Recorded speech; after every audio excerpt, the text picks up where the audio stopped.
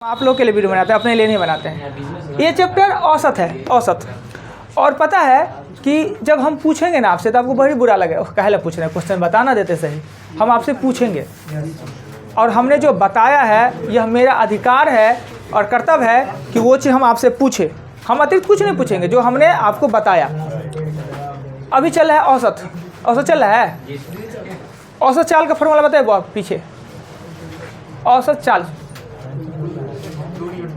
सुनिए सभी आदमी, अपने में बात मत कीजिए, उनके लिए नहीं पूछ रहे हैं, पूरे क्लास के लिए पूछा रहा है। क्या है औसत चाल का फॉर्मूला? कुल दूरी बटा कुल समय, औसत चाल। बिल्कुल सही है। एक और फॉर्मूला लिखा था औसत चाल का, एक औसत चाल का एक और फॉर्मूला था क्या? हाँ, समान दूरी बटा। क्या बोले? Answer answer. कितना दिन से चैप्टर चल रहा है? आज चौथा दिन है। कल भी आए, आप लिए किसी से क्यों नहीं? आज लिए। कमी है ना, गलती की है ना? नारायण जी, औसत चाल का फॉर्मूला बोला जाए।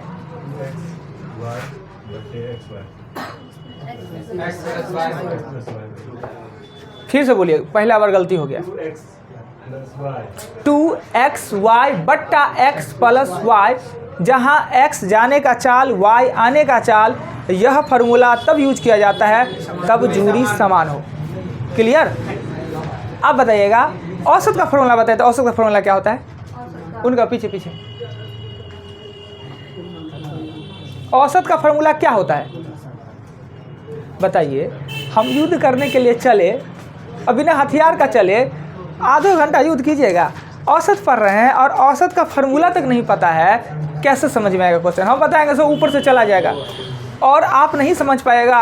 और दोस्त किस में होता है? आजकल क्या होता है, हम लोग पहले बच्चा थे ना, तो अगर नहीं पढ़ते हैं, टास्क पूरा नहीं करते हैं, कम मार्क आता है, तो बच्चा का गलती कि बच्चे नहीं पढ़ता है, बदमाश ही है वह। अब तो जमाने हो, स्टूडेंट थे, बच्चा थे तो बच्चा का गलती, अब बड़ा हो गए थे टीचर का गलती। सब कहता है टीचर अच्छा नहीं पढ़ा है इसलिए इसको नहीं आ रहा है। क्या बड़ी ज़माना खराब, हम ही लोग का खराब ज़माना आ गया। टीचरें दोषी है ना, टीचर अच्छा नहीं पढ़ाता है। आपसे बताइए कि आज 4 दिन से है और ये औसत का फार्मूला जब हमें नहीं याद होगा कैसे बनाएंगे क्वेश्चन? गलती भी तो बोलिए, कोशिश कीजिए। कुल मानक बता कुल, बहुत बढ़िया।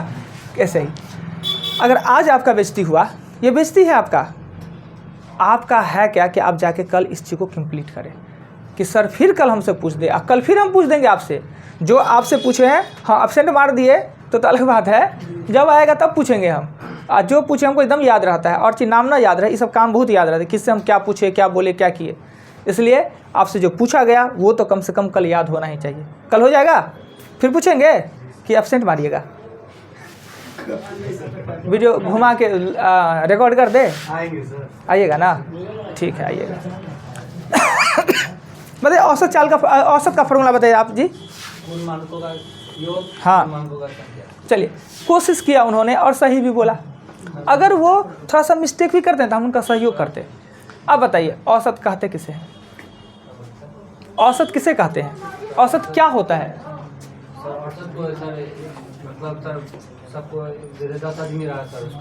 हम औसत समझाने के लिए कह रहे हैं कि औसत का डिफिनेशन पूछ रहे हैं। डिफिनेशन सबसे पहला पॉइंट तो यही लिखाए होंगे, 3 को फार्मूला के बाद तो यही नहीं लिखाया होगा कि औसत विभिन्न मानकों के लिए एक मध्य मान के रूप में उत्तर प्राप्त करने को हम औसत कहते हैं। क्या दिक्कत है? विभिन्न मानकों के लिए एक मध्य मान के रूप में उत्तर प्राप्त करने को हम औसत कहते हैं, यही ना? वो बताइए औसत में वृद्धि आप ही को बताना है का मतलब क्या हुआ? औसत में अभी से बीच में औसत में वृद्धि का मतलब क्या हुआ? घट जाना। लड़की लोग की तरफ से कोई बोलिएगा औसत में वृद्धि का मतलब क्या होगा? सभी में। एकदम सही। औसत में वृद्धि का मतलब सभी में एक समान वृद्धि, और औसत में कमी मतलब सब में एक समान कमी। अगर औसत में 2 का वृद्धि होता है तो सब में 2-2 का वृद्धि हुआ, और औसत में कमी तो सब में 2-2 का कमी होता है। क्लियर? अब बताइएगा प्राकृतिक संख्या किसे कहते हैं? प्राकृतिक संख्या किसे कहते हैं? पीछे जो 1 से चालू होता है। चलिए ठीक है, और कुछ जो 1 से चालू होता है प्राकृतिक संख्या? तो चलिए 1, 3, 9, 5, 7, 17, 16 प्राकृतिक संख्या है। है प्राकृतिक संख्या। यस, गलत बोले। आपने ये कहा कि 1 से चालू होता है, आप कहते जो 1 से प्रारंभ हो और जिनके बीच सदैव 1 का अंतर या वृद्धि हो प्राकृतिक संख्या कहलाते हैं। गिनती की संख्या को प्राकृतिक संख्या कहते हैं। क्या? ओए चुपचाप रहिए, अब तो नहीं होगा गलती। चल आनंद बताइए, प्राकृतिक संख्या का योग का फॉर्मूला बताइए। योग का हाँ ठीक से बोलिए। n × n + 1/2। बहुत बढ़िया, गुड, वेरी गुड। औसत का बताइए, औसत का बताइए। औसत हाँ n डिस्टर्ब क्या करते हैं? इधर देखिए ना, उधर मुंह क्या देख रहे हैं? उसको कुछ बोल ही नहीं रहा। तो हमारे तरफ देखिए ना। हाँ n + 1 n+1। n/। हमने कहा औसत का तो फॉर्मूला याद ही नहीं करना है। अगर योग का है याद तो ऊपर से वो n को हटा दीजिए, वही औसत हो जाएगा। अगर n कोष्ठ में n + 1/2 होता है, औसत निकालेंगे तो ऊपर का n हट जाएगा, n + 1/2 होता है। बताइए, प्राकृतिक संख्या है, प्राकृतिक संख्या, उस सीरीज में कितने सम और कितने विषम पद होंगे? आधे सम आधे विषम। क्या इन्होंने सही बोला? प्राकृतिक संख्या का एक सीरीज है, उसमें कितने सम और कितने विषम, तो इन्होंने सही बोला। सब में एक कम और विषम में एक ज्यादा। आप ही तो कुछ बोल रहे हैं। क्या? अच्छा सॉरी, क्या होगा आंसर बताइए। क्वेश्चन खूब पूरा है, आपको चाहिए कि आप उसको पूरा कर दें। अगर हम कहें कि प्राकृतिक संख्या है, उसमें कितने सम कितने विषम, तो आप कहते कि सर यदि विषम से प्रारंभ होकर सम पे अंत हो जाए तो दोनों आधा आधा, अगर विषम से स्टार्ट विषम पे खत्म हो तो विषम पद एक अतिरिक्त। तो क्वेश्चन आपको पूरा करके हमको बताना था। अच्छा चल, बहुत अच्छा। संख्या समांतर श्रेणी में होने का मतलब क्या हुआ? संख्या समांतर श्रेणी में हो तो हम, तो समांतर श्रेणी का मतलब क्या हुआ?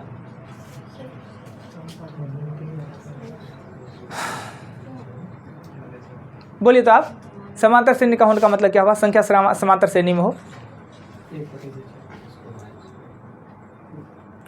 कहने का मीन्स कि अगर प्रश्न में जो संख्या दिया हुआ है वो संख्या प्रत्येक पदों के बीच समान अंतर हो, उसे समांतर श्रेणी कहते हैं। अगर समांतर श्रेणी में संख्या दिया हो तो औसत निकालना आसान हो जाता है। चूंकि पद अगर विषम है तो बीच वाला पद n + 1/2वां पद होता है। अगर पदों का मान सम है तो फर्स्ट ने लास्ट को जोड़ के दूसरे भागा दे देते हैं, यही ना। अब बताइएगा, यहाँ जितने स्टूडेंट हैं इनका औसत वजन 50 किलो है। 70 किलो का एगो को ला कर बैठा दिए टेबल पर, क्या होगा? औसत में वृद्धि हो जाएगी। बहुत अच्छा। संख्या में? संख्या में वृद्धि हो जाएगा। बहुत अच्छा। आप बोलिएगा, यह भी इनसे नहीं पूछेंगे। आप क्लास में इतना बच्चे हैं और औसत 50 है और एक 30 किलो का यहाँ से बाहर निकाल दिए, बदमाशी किया, गप सप मार रहा, निकाल दिए बाहर। अब क्या होगा? औसत बढ़ेगा कि कमेगा? क्या जी? कमेगा? नहीं कमेगा, है ना। तो डिपेंड करता है कि अगर औसत से ज़्यादा का चला जाता तो हम लोग कम जाते, औसत से कम का गया है ना, संख्या जरूर कमेगा, औसत बढ़ जाएगा। ये बात कंप्लीट होना बहुत नेसेसरी है। ये नहीं होगा तो सब दिन दिक्कत करते रहिए। चलिए, हम इसीलिए कहें 70 किलो और 30 किलो का दिए कि औसत से ज़्यादा का आया, औसत से ज़्यादा से आया बढ़ गया, औसत से ज़्यादा का चला जाता तो कम जाता, और औसत से कम का गया है तो बढ़ जाएगा। तो ये बात बहुत सिंपल सी बात है। होता है कि अब पकड़ नहीं पाते हैं कि कब कम है, कैसे होगा। अरे भाई, जितना है उससे ज़्यादा तो बढ़ जाएगा, उससे कम तो घट जाएगा। और ऊपर निकलने और आने वाले में सेंस, जा रहा है तो अलग उल्टा होता है, आ रहे हैं तो सीधा होता है। नहीं, अब ये कि ज़्यादा का आया तो भी बढ़ गया और कम का गया तो भी बढ़ गया। तो अगर हाँ आने वाला में फिर 70 का बदला 30 का आ जाए तो क्या होगा? इसमें एगो 30 का एगो बच्चा आ जाए तो क्या होगा? औसत अब कम जाएगा, क्योंकि मेरे औसत से कम का आया है। हमें जो शामिल हुआ है वो कम है, इसलिए मेरा कम जाएगा। हमें जो शामिल हुआ है वो अधिक है तो अधिक हो जाएगा। हाँ बोला जाए। औसत 50 था, हाँ। 30 का जो बच्चा आया तो हाँ। 50 30 80 ना। औसत तो 25 है, एगो बच्चा का वजन है वो 30 है, 80 कैसे हो जाएगा? एगो ना कोई बच्चा आया है, यहाँ 50 तो सब का है ना औसत। कोई बात नहीं, पूछना चाहिए। आपके मन में क्या कन्फ्यूजन है इस वेल में, हम नहीं समझ रहे हैं। पर अब क्वेश्चन क्या, मान लेते हैं कि औसत है 50 तो एगो लड़का आएगा तो 80 हो जाएगा। नहीं, आप बोले उसका औसत 30 है, आप उसका वजन बोले। ऐसा थोड़ी बोले होंगे, हम कहेंगे 30 किलो का एगो बच्चा आया, एगो का आज बच्चा का औसतो 30 बोल दे तो ये तो 30 किलो ना हो गया, आया तो एक गो ना। इसलिए चलिए, हमने कल क्या किया था कि एग्जाम्पल बताया आपको 10 तक एग्जाम्पल है शायद 12। अच्छा, बाकी एग्जाम्पल बता देते हैं, प्रॉब्लम लिखवाइए तो। 12 11 16 और बताइए 14 और बताइए 15 18 20 23 कितना 21 और 24 और है 16 है लिखा हुआ। देख लीजिए, अपना प्रॉब्लम मिलाइए और कभी भी क्वेश्चन आप किताब में टिक करके मत लाइए, कॉपी में लिख के लाइए कि हमारा 7 9 17 प्रॉब्लम है, सीधे हम कहें उल्टाइया दे दीजिए। मान लेते हैं ये कॉपी है, आपका नहीं बनाई जगह काहे के लिए, इस पर लिख के घेर दीजिएगा गोल और अंतिम में आप संग्रह करके लिख लीजिएगा तो क्या आ जाएगा, आए हम बोले तुरंत हमें लिखा दीजिए। अब बहुत अच्छा हम बता रहे हैं लोगों को, तो क्या करेगा, अब किताब उल्टाना। अब देखेंगे कौन भरगर है, 2 4 को लिखा देते हैं सर को। अरे भाई, जिसको बना के आएगा वो भूख लेके आएगा, तुरंत थाली दे देगा।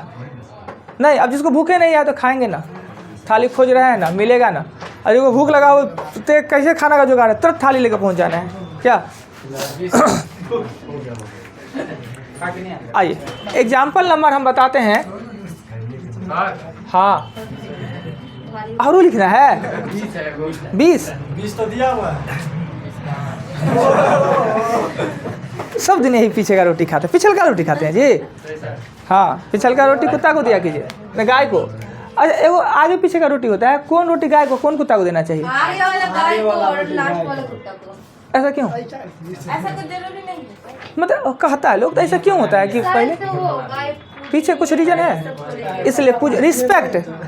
मेरा मानना है कि पहला रोटी कुत्ता को देना चाहिए। कुत्ता भी तो और कुत्ता के पास ऑलरेडी बहुत बुद्धि होता है, गाय का पीछे होता है। हम ये नहीं कह रहे हैं, हम अगर साइंटिफिक रीजन से सोचते हैं कि पहला रोटी कुत्ता को देना चाहिए और अंतिम गाय को, इसलिए कि कुत्ता अगर मर जाए तो कोई पूछने वाला है, और गाय किसी का मर गया तो कैसे हो जाएगा, 25-30 लाख 25-30 हज़ार 40 हज़ार का गाय होता है। पहला रोटी इसलिए दे दिया जाता है कि पहला जो हम तापा बेलना चकला जो भी करते हैं वो तुरंत धो के और तुरंत उसमें नहीं बनाते हैं। कुछ लोग तो बेलना है 5 दिन नहीं धोता है, चकला है 5 दिन नहीं धोता है, या जिसमें आटा साना जाता है वो भी रोज़ नहीं धोता है। हो सकता है उस पर सनकिरवा चले, कुछ छू दे तो कुछ सा हो, तो पहला रोटी में ना उस सब कुछ समाहित हो जाएगा। कुत्ता को दे दीजिए, अंतिम गाय को दे दीजिए, ना हो जाएगा सर। अंतिम खुद नहीं खाइए कि थोड़ा बुद्धि पीछे का होता है, कहता है लोग। चलिए जो भी हो, हंसी मजाक की बातें था। जानवर पे ट्राई कर लेते हैं इसलिए। हाँ, तब अब नहीं खाए। पूरा आटे में तो चला जाएगा। हाँ, तो वही अब मान लीजिए कि वो तो कढ़ाई तो धो ही लेता है लोग, बेलना चकला नहीं है, तावा नहीं धोता है। डेली तावा धोइएगा ना, खाना कौन बनाता है, रोटी इसमें जी। रोटी खराब बड़ी होती है, जिस दिन धोइएगा ना रोटी अच्छा नहीं होता रहता है, पता है। जिस दिन तावा धोआता है रोटी अच्छा नहीं बनता है, पता है। कच्चा नहीं बनता है, उतना सुंदर नहीं बनता है, तावा से टेढ़ हो जाता है। तो रोटी सीधा होने के लिए ना इंसानों सीधा होना चाहिए, समझे। इंसान रहिए टेढ़ और रोटी सोचे हम सीधा हो जाए। आइए 11 रोटी टेढ़ हो रहा है और रोटी सीधा नहीं हुआ, ये तो फिक्स है कि बकलोल टकलोल लड़के से ब्याह होना है, इसलिए गोल करने का प्रयत्न करें, आदमी अच्छा बने। हो गया जी। आइए, शादी ब्याह लेकर लड़का सबको खुशी कितना हो जाता है पता नहीं। 7 वर्ष पूर्व शादी के समय, आइए 7 वर्ष पूर्व शादी के समय एक व्यक्ति का आयु और पत्नी की औसत आयु 25 वर्ष था। 7 साल पहले शादी हुआ और शादी के समय दोनों का औसत आयु 25, तो हम लिखेंगे जो कहे उसी को लिख ले। आयु में आपने सुना कि जहाँ पे कहे उसी को मान लेना है, तो हम लिखेंगे 7 वर्ष पूर्व दोनों का कुल आयु दोनों का कुल आयु क्या होगा, 25 दूना 50, नहीं जी। अब बताइए 7 साल पहले शादी हुआ तो वर्तमान में दोनों का आयु कितना होगा? रियल में ऐसा ना हो पर मैथ में होता है। अगर 7 साल पहले पति पत्नी दोनों का शादी हुआ है तो पति 7 साल बड़ा है तो पत्नी 7 साल बड़े होगी। मैथ में तो सामान्य बढ़ता है, रियल लाइफ में शायद नहीं बढ़ता है ऐसा। रियल लाइफ में क्या होता है कि 7 साल शादी का हुआ होगा तो पति का 10 साल एज बढ़ा होगा और पत्नी का 3 साल, यानी उसका भी उसी में ऐड हो जाता है। क्या जी, पता नहीं क्यों ऐसा होता है, यानी उसके बाद ऐसा होता है। सबके घर में होता है, सबका आप लोग के साथ भी होगा कि अगर आपके शादी 25 साल में हो, आप 25 साल का, पत्नी 20 साल का, तो 5 साल के बाद आप 35 का होइएगा, आपकी पत्नी 22 साल की होगी, 22 साल की होगी। पता नहीं कैसे होता है, हम भी मैथमेटिक्स समझ में नहीं आता है मेरे, इज समझिए। आगे चले, आगे चलते हैं। तो दोनों का वर्तमान आयु, सब बात को समझ रहा है, थोड़ी बुर्बक है, सबका शादी ब्याह के एज है। इतना एज में ना आज से 25 साल पहले 2 बाल बच्चा हुआ करता था। दोनों का वर्तमान आयु, दोनों का वर्तमान आयु में 14 तो हम जोड़ेंगे ही, 64। ठीक, अब क्या कहता है क्वेश्चन में कि इस दरमियान 7 साल के दरमियान एक बच्चे हुए। अब पति पत्नी और बच्चा सहित औसत आयु है ना वो 22 साल है। एक बच्चा, इस 7 साल के दरमियान एक बच्चा हुए तो अब वर्तमान में तीनों का कुल आयु, तीनों का कुल आयु बच्चा हो गया तो पति पत्नी और बच्चा तीनों का कुल औसत आयु है 22, तो कुल आयु हो जाएगा 66। और बच्चा का आपसे पूछ रहा है, बच्चा कितने साल का? 66 में से 64 अर्थात 2 वर्ष। पता नहीं बच्चा 2 साल का रहेगा, सब में बच्चा 2 साल का निकलता है। क्यों 2 साल का निकलता है? कुछ रीजन है इसका? कोई है ज्ञानी आदमी इसका बताने का कि बच्चा का 2 साल एज क्यों निकलता है? वहाँ 7 वर्ष पूर्व था, वहाँ 2 व्यक्ति था तो उसको गुना कर दिया। हाँ, 7 दूना 14 नहीं होगा, दोनों ना 7 साल। इतना पढ़ा रहे थे वही बात कि 7 7 14 बढ़ेगा, मैथ में 14 बढ़ता है, रियल में नहीं। अब बच्चा का एज हमेशा 2 साल निकलता है। हम बहुत परेशान इससे, बच्चा का 2 साल क्यों निकलता है? कोई बताएगा इसका आंसर, बच्चा 2 साल क्यों निकलता है? हाँ बता दे, रियल रीजन बता दे कि बच्चा का एज 2 साल क्यों निकलता है। किसी को बताना है तो बताइए, नहीं तो हम बता देंगे। अच्छा तो आउट ऑफ रेंज है, छोड़िए। बच्चा कहता है सरकार क्या कि बच्चे का अंतर न 2 बच्चे के अंदर 3 साल होना चाहिए। 2 साल में हिसाब किताब करेगा तब ना 3 साल का तो दूसरा होगा अंतर, इसलिए बच्चा 2 साल में निकलता है। बेटा नहीं, अभी आपका एज नहीं हुआ शादी का। बेटा दे हाँ वीडियो बन रहा है, फिर उसको देखिएगा गौर से।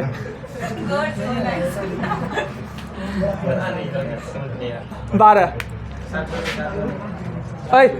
यहाँ ये 12 कहता है क्रिकेट के एक खिलाड़ी का 16 पारियों का कुछ औसत रन है। तो क्या क्रिकेट में जो बैटर उतरता है बैटिंग करने के लिए, क्या प्रत्येक दिन सेम ही रन बनाता है? ये तो क्रिकेट आ जाता है तो दुखे हो जाते हैं। विराट कोहली हमारा दुखे दे रहा है डेली, वो 95 पे आउट हो गया। कब चाह रहे हैं कि सचिन को पीछे कर दे, तो इतना खुश होगा मन पूछिए मत।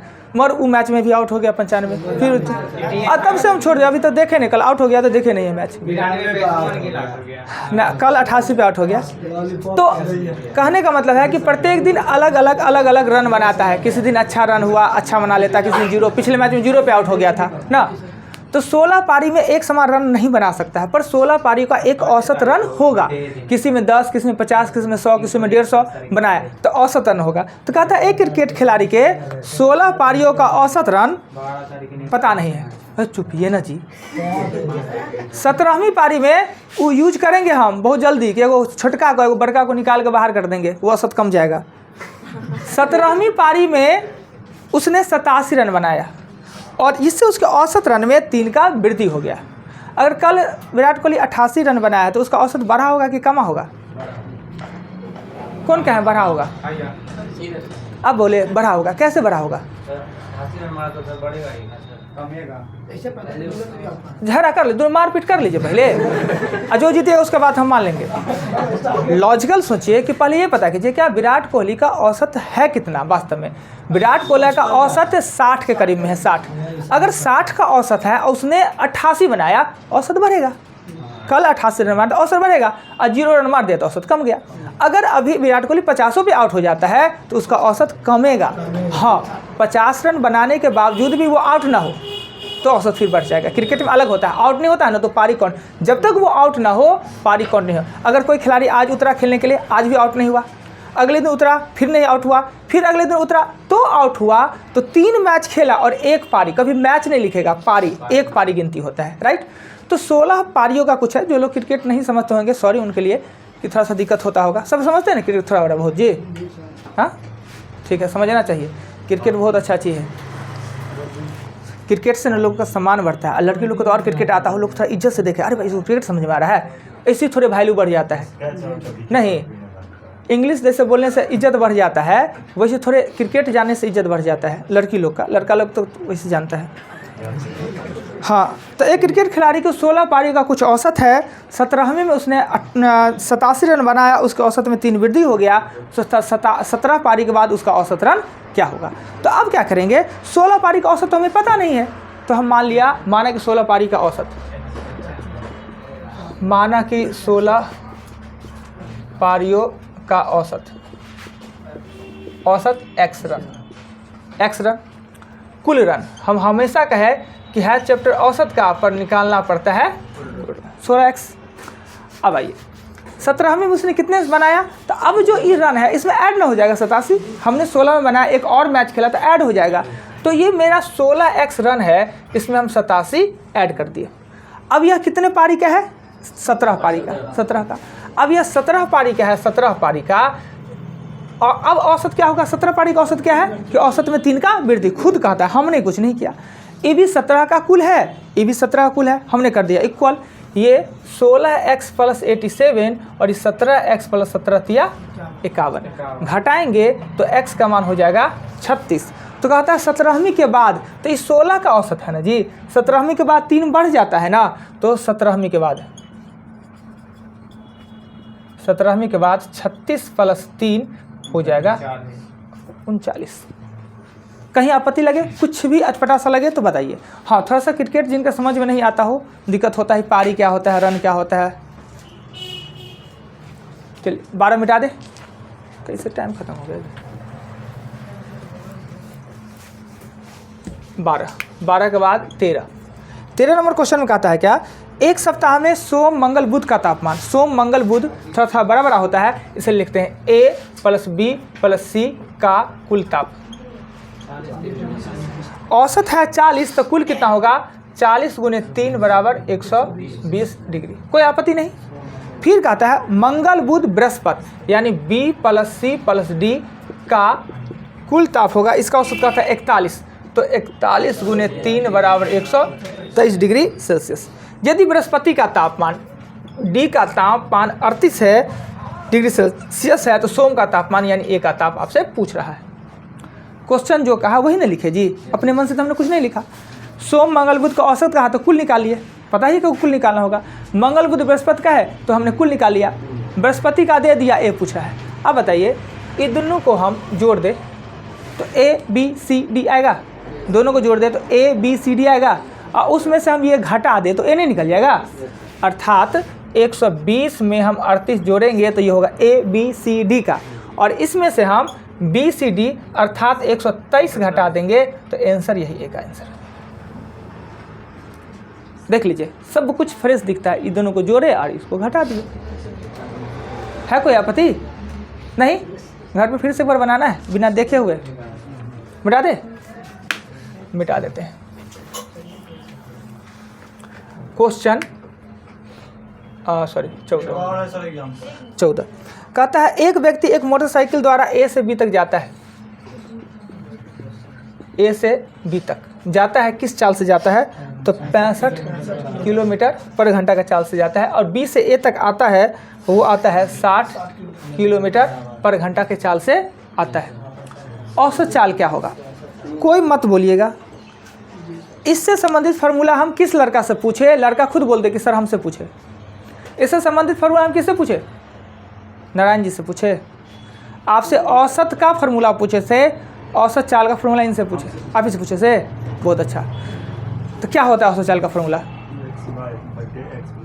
ठीक है, अब हुआ ना। तो x का मान इसमें कितना है 65 और y का मान कितना है 60। तो 2xy और x प्लस y होता है औसत चाल का फार्मूला, जब दूरी समान हो तब। तो हम क्या करेंगे 2 गुने 65 गुने 60 और 65 प्लस 60 क्या कुल दूरी बटा कुल समय, कुल दूरी बटा कुल समय। उसमें दूरी देना पड़ेगा उसको, इसमें दूरी दिया है नहीं ना, खाली चाल है ना, दूरी तो है नहीं। पर इसको भी चाहिएगा सर हमारा ऊपर बना के दिखा दीजिए ना, कुल दूरी बटा कुल समय, तो बना देंगे, बना दे। देखिए थोड़ा सा भारी हो जाएगा। ये दूरी कितना है पता नहीं, हम माने कि दूरी है x, माना कि दूरी है x kilometre, x kilometre, a से b तक का दूरी है x किलोमीटर। तो हमें समय चाहिए, समय औसत चाल का फॉर्मूला होता है कुल दूरी बटा कुल समय, समय चाहिए ना। तो समय निकालने के लिए x दूरी 65 के चाल से जाता है और x दूरी 60 के चाल से जाता है। ये औसत समय हो गया। समय निकालेंगे तो आपको कर दीजिए ये 65 गुने 60 कर दीजिए और 135 का 125 x कर दीजिए समय। औसत चाल का फॉर्मूला देखिए कितना भारी हो जाता है। औसत चाल बराबर होता है कुल दूरी बटा कुल समय। तो कुल दूरी 2x होगा ना, आधा जाना आधा आना, x जाना x आना 2x, और कुल समय होगा 125 x अगुने 65 अगुने 60। ये x से x कर जाएगा, औसत चाल निकल जाएगा। नहीं फालतू नहीं लगा, टफ नहीं लगा। हाँ तो इसलिए 14 ख़त्म, मिटा देते हैं। 14 के बाद क्वेश्चन पे आते हैं 11 नंबर क्वेश्चन। कहता ABC 5 विषम संख्या का औसत, ABCDE 5 गो विषम संख्या। क्या विषम संख्या क्रमागत संख्या होता है? क्या विषम संख्या क्रमागत संख्या होता है? यस। और विषम संख्या क्रमागत संख्या क्या AP होता है? तो यस। ये लगातार संख्या, ये AP नहीं है, खुद कह रहा है कि ABCDE 5 क्रमागत विषम संख्या है। तो औसत इसमें पद कितने हैं जी? 5। कौन होगा औसत? C होगा ना औसत, बीच वाला औसत होता है ना, क्योंकि कह दिया कि 5 क्रमागत विषम संख्या, यानी क्रमागत विषम है, यानी ये AP में है और AP में पद विषम हो तो बीच वाला आंसर होता है। कोई आपत्ति? ऐसा लिखा है ना नोट्स में? लिखा हुआ है। चलिए 12 नंबर क्वेश्चन हम आपको बता नहीं रहे हैं, अभी नहीं बता रहे हैं, तो ये मत सोचिए कि सर को आता नहीं है। ये है जरूरी कि हमको बहुत कुछ नहीं आता है, बहुत थोड़ा सा ही चीज़ आता है, पर इस क्वेश्चन पर नहीं सोचना है कि हमें नहीं आता है। हम इसलिए नहीं बता रहे हैं कि ये जो क्वेश्चन 12 नंबर है ये वास्तव में इस चैप्टर का क्वेश्चन ही नहीं है, वो घात करने का क्वेश्चन इसमें ऐड कर दिया है। और घात करने का नियम आपको पता ही नहीं है कि आधार सेम है तो घात को क्या करें, घात से आधार को क्या करें, क्या कि हमने बताया नहीं, अभी बता देंगे। वो एक पन्ना में भरता है और आगे का क्वेश्चन भी रिस्टार्ट, समझना है कुछ नहीं, क्योंकि गलत क्वेश्चन, गलत मतलब कि इसमें नहीं देना चाहिए चैप्टर में। पर ऐसा नहीं कि हम छोड़ देंगे, नहीं बताएंगे। आप नहीं भी समझिएगा कुछ बातें तो भी हम बताएंगे। अगर उसका आधा बात भी समझ ले, जब हम घात करने पढ़ेंगे तो पूरा बात समझ ले, ओ सर इसलिए नहीं पढ़ाए थे, इस कारण। अब एगो क्वेश्चन के लिए पहले घात करनी पढ़ा दे तब क्वेश्चन पढ़ाएंगे। क्या किया जाए इसके लिए कि छोड़ दे, बाद में बता देंगे। ये नहीं सोचिएगा सर को नहीं आता है, नहीं आएगा तो हम प्रेम से कह देंगे हमको यही आता है। अभी फ्रांसीसी क्रांति लिखा है, तो एक है स्टूडेंट है, वो पहला बैच में, कहा सर उसका डेट लिखे, महीना भी। हम बोले अच्छा महीना भी है, डेट भी। वास्तव में हमको पता है, महीना हम जान रहे थे, वास्तव में हमको पता नहीं कि 14 जुलाई हुआ है, सो नहीं पता था। हम बोले अच्छा डेट भी होगा, कोई क्रांति होता है उसका फिक्स डेट होना बड़ी मुश्किल होता है। जैसे 1897 क्रांति है कि उस दिन घटना हुआ तो उस दिन चालू हुआ, मगर और सब क्रांति जो धीरे धीरे उठता है वो उसका कोई डेट नहीं फिक्स रहता है। हम महीना हो सकता है, हमें नहीं पता था, हम कहाँ ठीक है आपको आता है तो लिखिए, हम नहीं जाने, हम भी सीख लेंगे। बशर्ते उन्होंने लिखा तो उन्होंने कहा कि सर देखिए हम कहीं पढ़े हुए, गूगल पर दिए तो निकला 14 जुलाई 1789। तो भाई हम भी सीख लिए, तो क्या हो गया जुलूम, हम को विद्वान थोड़ी हैं, हम ही तो आप लोग थोड़े के ज़्यादा जानते हैं। आइए अब ये 12 नंबर छोड़ दिए,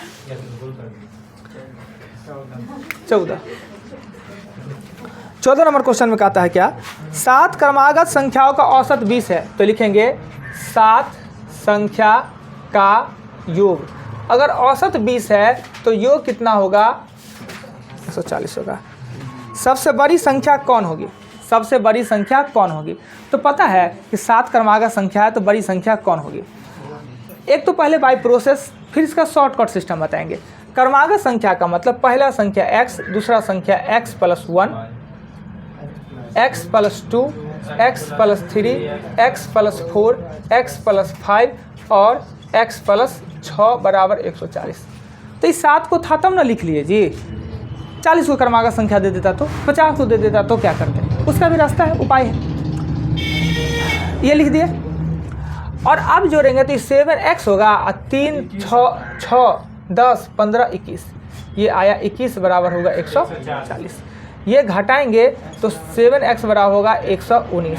कितना सत्य 119, 17 सत्य, पहरा तो याद होगा नहीं, 17 गुना करके ही बताइएगा। 17 सत्य 19 अच्छा, हम लोग तो फकरा टाइप के याद किए हुए हैं ना, इसलिए याद है। आपका स्टैंडर्ड 17 1 17, 72 या 70 भूलता है।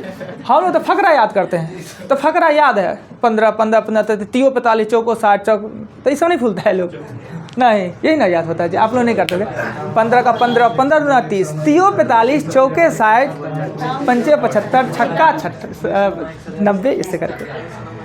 तो क्या हुआ, x का मान निकला 17 और हमसे पूछ क्या रहा है, बड़ी संख्या पूछ रहा है, बड़ी यही ना है बड़ी संख्या। तो बड़ी संख्या x + 6 यानी कि 23। क्लियर। तो ये तो हुआ बाय प्रोसेस। अब इसका शॉर्ट मेथड क्या करेंगे, शॉर्टकट क्या करेंगे, सो बताते हैं। कहते रहेगा तो पूरा टाइम एक खत्म हो जाएगा, इसको इतना तरीका से बताते रह जाएंगे। कम से कम 4-5 तरीका तो बता ही सकते हैं, कुछ क्वेश्चन का एक ही तरीका होता है। अब क्या करिए कि हम जानते हैं कि जो अगर ये क्रमागत संख्या है यानी एपी में है, और एपी में क्या होता है कि बीच वाला संख्या ही औसत होता है, बीच वाला। तो हम जानते हैं कि 7 को संख्या है तो n + 1/2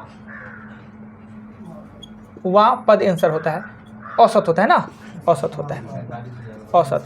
तो ये 7 1 8 मतलब चौथा पद, चौथा पद का मतलब एगो x होगा, एगो x + 1, एगो x + 2, एगो x + 3, ये ना चौथा पद है। और x + 3 का मान ही दिया हुआ है आपका 20, x + 3 का मान ही 20 दिया है। तो x का मान कितना हो जाएगा, 17 नहीं हो जाएगा, औसत निकल गया ना। इससे भी आसान तरीका क्या है कि अगर 7 को संख्या कहा है तो औसत को लिख दीजिए बीच में। औसत का मतलब बीच, औसत का होता है विभिन्न मानकों के लिए एक मध्य मान के रूप में उत्तर प्राप्त करने को औसत। औसत मतलब बीच में, 3 को इसके ऊपर 3 को इसके नीचे। तो क्रमागत संख्या में कितने का अंतर, क्रमागत संख्या में कितने का, क्रमागत संख्या में कितने का अंतर, कोई एक कोई दो, तीनों का ही ना, क्या दिक्कत है। क्रमागत संख्या में एक का अंतर या वृद्धि होता है। क्रमागत सम का है या विषम का है तो होता है 2 का, क्रमागत संख्या है तो एक का ही अंतर होगा क्या। तो 3 को ऊपर लिखेंगे तो ऊपर लिखेंगे 16 15 14 18 19 20, ठीक, 17 18 19, औसत 20 था जी, नहीं औसत 20 था, 17 तो छोटका संख्या, इसका औसत 20 है ना, 20। तो ये होगा 19 18 17 21 22 और 23। छोटी संख्या भी पूछ सकता था तो 17, बड़ी संख्या पूछ लिया तो 23। तो ये होता है सबसे शॉर्टकट मेथड ना, जो ट्रिक कीजिए या जितना जल्दी बना ले। आते हैं 15 पे, बता दे